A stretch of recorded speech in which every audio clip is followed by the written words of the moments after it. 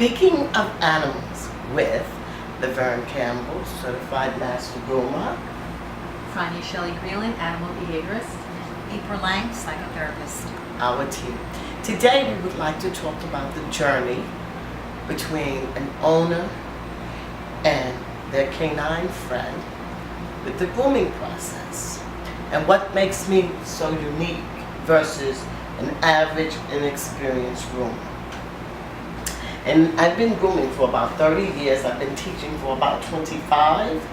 And there's a lot that I've learned about behavior and understanding the relationship between a canine and its human companion.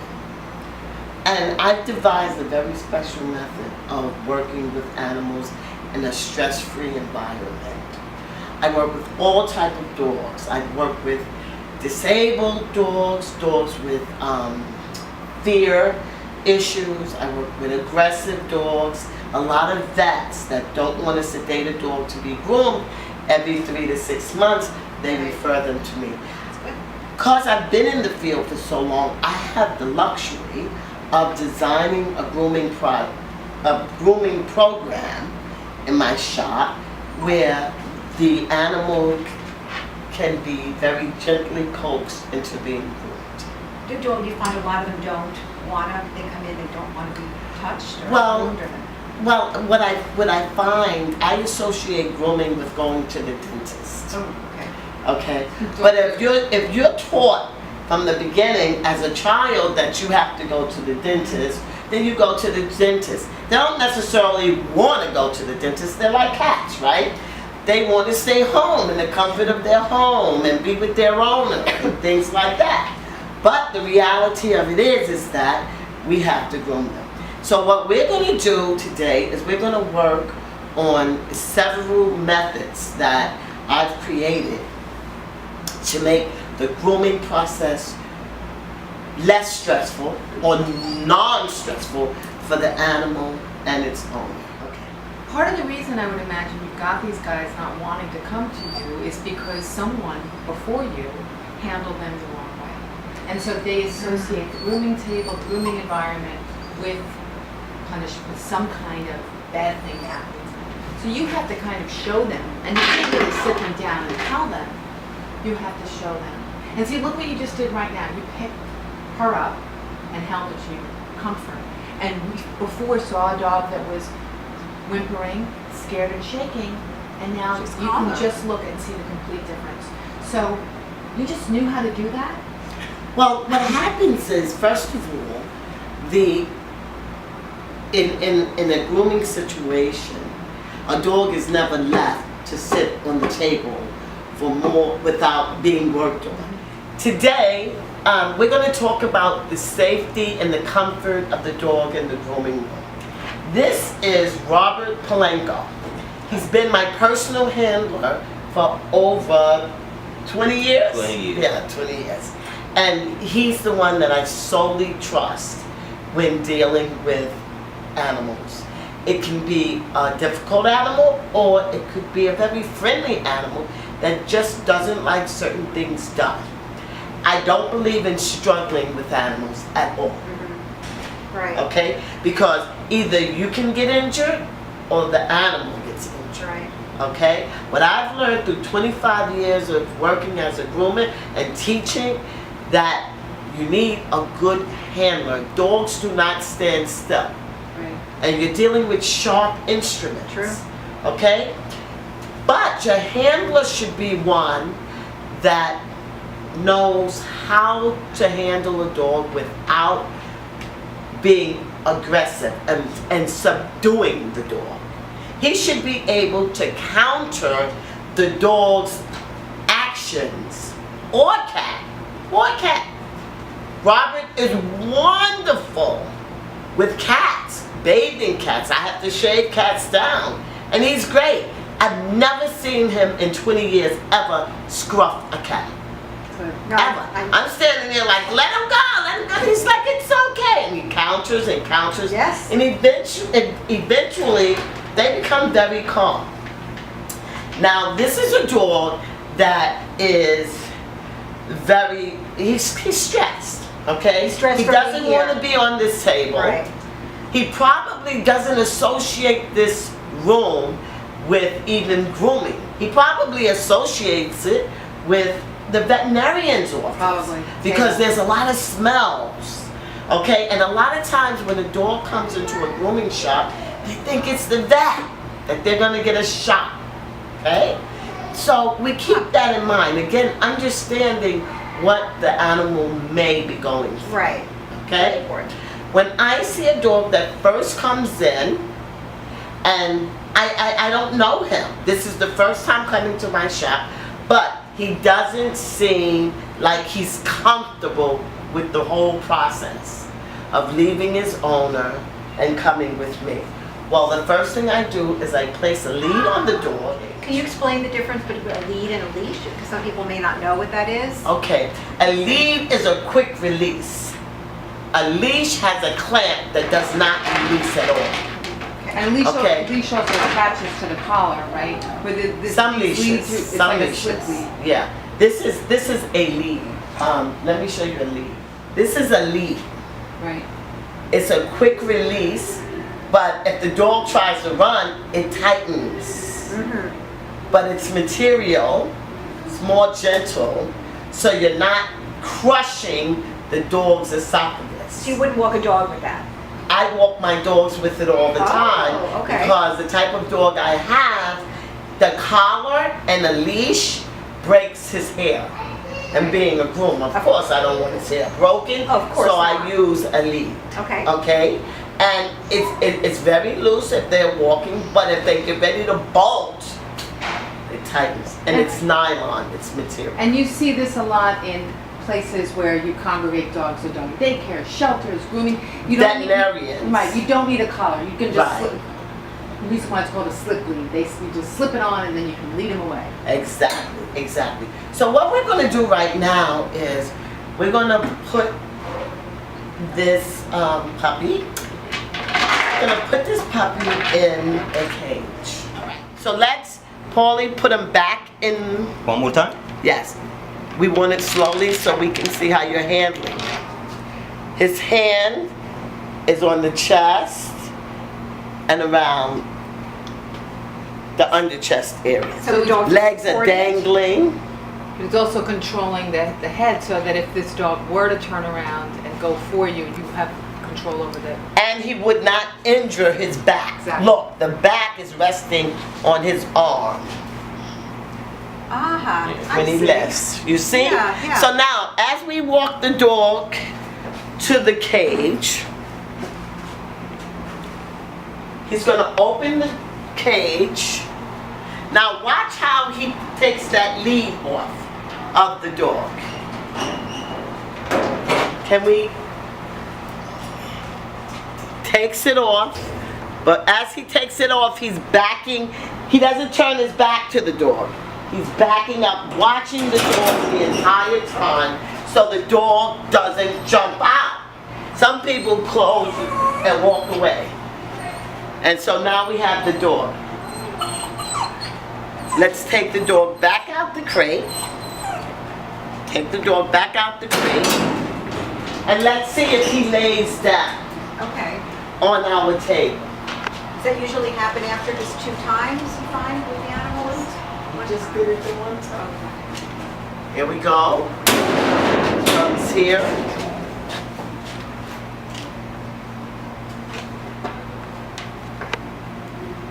This is not a stressed dog. And that's why in the grooming process, you do not stress the dog with leaving him on the table all day. Right. Heavy breathing. Yeah. Okay? Right. All right? You try to do it as quickly as possible. It's something that has to be done. Okay? But my handler is not petting or playing with the dog. He's handling him. He's holding him. You see, if I have to touch the nails, if I have to cut the nails, the dog is supported at all times. And that makes the dog feel more secure too. Yes, Yeah, right. definitely. Okay? Let me give you an example. I'm gonna do something that dogs hate. What do they? Dogs hate their nails cut. Yeah, I could never do that with my dog. We always had to do it. Because I couldn't tell where the, you know, the black, The quick, the quick was. it's much easier on a On cat a than cat, it yeah, I is could with do a it on my dog. cat, Well, but not on black my dog. nails, we usually cut right before the nail curves down. Those are some long nails. But this is a white nail. But the way he's holding him, Right. the dog cannot see. Ah. Okay? And we're gonna look at the dog's behavior as I cut. Wow. Okay? This is something you can see this dog does not get groomed a lot, Huh. but he's not fighting. No, he's not. Because why? That's when you pet a dog and grooming. That's when you distract him through petting. No dogs like their nails done, whether they tolerate it or not. They don't like it. Why is it? Why? It's is their it the feet. If the feet haven't been handled when they were younger a lot, there's also, they've learned they're sensitive, they don't like it, And or they they've had a don't bad get done experience. a lot. But look at the way he's holding this dog. A good handler creates different methods, right, to From? No? let me do the job that I have to do. Now, let's do another handle. It's okay. Let's do the face. A lot of dogs do not like their faces in front of their eyes. Are they afraid that they're going to get hurt? I guess. Well, some dogs are shy Right. of you putting your hands in their face. Some dogs, the owners are always taking scissors and gorging Oh. to try to cut the debris from the corner of the eye. Right. So this dog, I don't know. I don't know him. Never met him, right? Mm-hmm. So we're gonna shave the hair in the corner of the eyes. Now, as a groomer, I have to concentrate on two things. I have to concentrate on the clipper Right. and my fingers. Because if he doesn't like it and he goes to bite, he's gonna bite my fingers, right? Right. Right. On my hand, right? And then nobody gets groomed. The first thing we want to do is clean his rectum. Dogs don't like their rectum cleaned at all. But my handler, please look at the way he's handling. It's not scruffing him, okay? He's very relaxed. And you Yes. can always tell the tension in the hands themselves. If you see that gripping and you can tell when someone's holding it tight. The hands show it. Okay, I clip on each side of the rectum. Can we close that door? I specialize in disabled dogs. I specialize in dogs that are giants. And we have this top here that is great for giant dogs. Or a dog that may have back injuries, it's low to the ground, they can lay down in it and easily be bathed. Dogs that can't stand, they can lay down and we can manipulate them and they don't feel like they're being placed inside of a hole. And dogs that don't like to be groomed, bigger dogs that don't like to be bathed, this process is so much more humane than lifting them up and dropping them into a hole.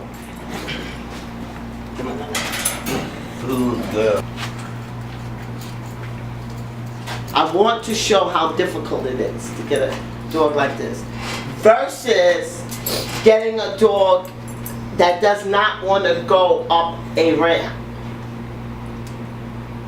Right? Try to get her to go up the ramp. Don't. No?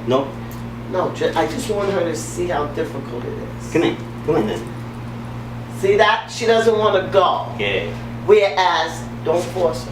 Whereas in the large tub, she went right away. She did. Robert Palenko is my handler. He's been my handler for over 30 years, and he is the best. Thank you. He is. Thank you. In 18 years, handle the dog. Well, more important for me is the dog relax.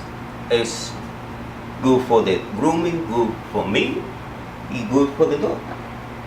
Good for the owner too. Yes, because in the end, the owner understands that dog is relaxed. Because if you're fighting a dog, when he leaves that grooming shop, his tail is going to be underneath his legs, and he's going to be panting and running to the owner. I guarantee you, when the dog leaves my shop, he's relaxed. If it takes me all day long. I know firsthand how wonderful Paulie is. A neighbor of mine had two little kitten. Well, I guess they were cats at that point, and she was an elderly person and couldn't cut their nails. So I said, Paulie, would you come over and help? Because I can cut nails, but I'm not good with cats that are, moving all over the place and are not used to it. And these cats would not let me do it alone. So Paulie was amazing. So he held these cats and was able to control them, and I was able to cut the nails. And my hands, I don't know if you remember this, my hands were shaking. It's like, and he goes, you can cut a little more. I'm like, I don't know. And I'm so used to cutting my own cat's nails, but these.